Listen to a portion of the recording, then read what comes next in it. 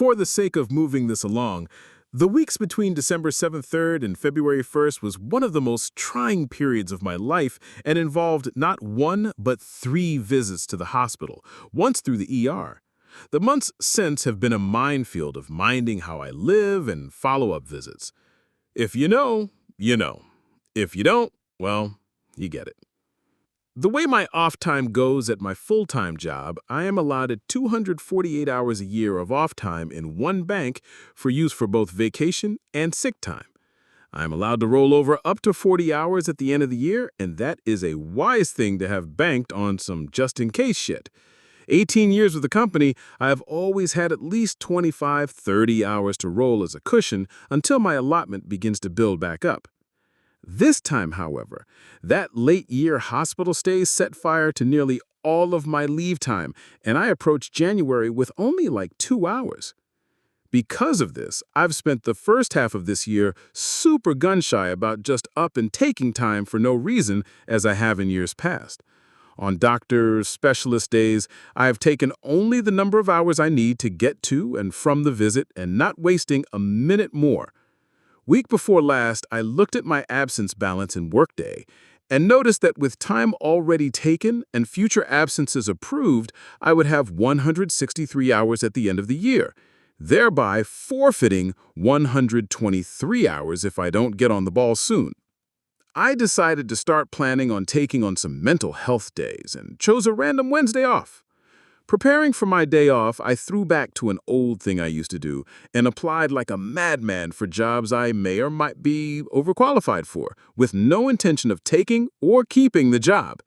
I took all the phone calls that came until one scheduled the interview for my planned day off. I showed to the interview with my resume on nice cardstock and conservative black slacks and white dress shirt, ready to interview.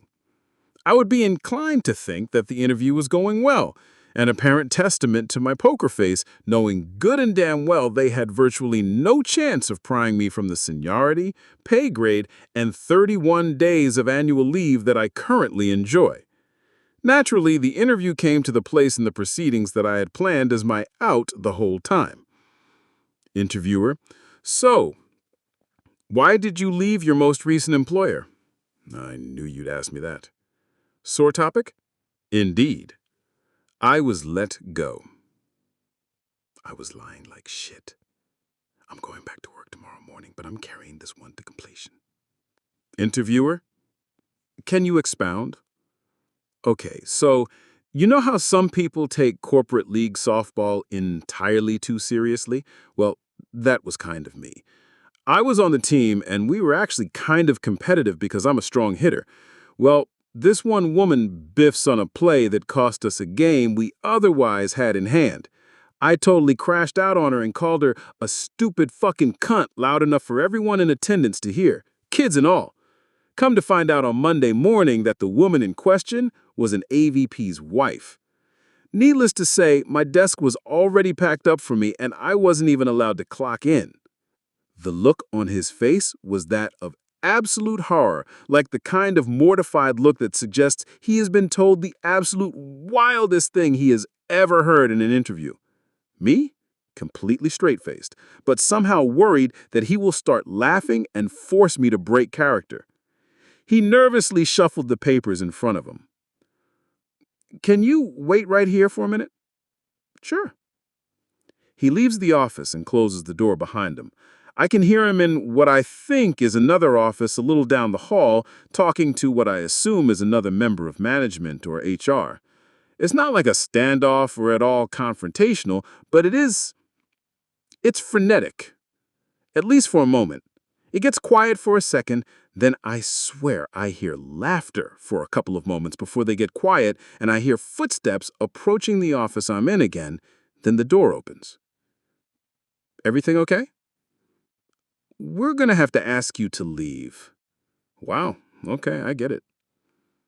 I was let out of the office and to the front exit, where I went out onto the surface of the sun's summer heat without even a handshake. Nobody on this whole walk of shame even made eye contact with me. I hopped in the truck and headed home to change clothes and load up my trailer and equipment to do a couple of yards. Periodically, I think of that interview and chuckle to myself. Wife person asks, "What's funny?" And I can't even tell her. I should be ashamed of myself for wasting them folks' time. But I abandoned shame years ago.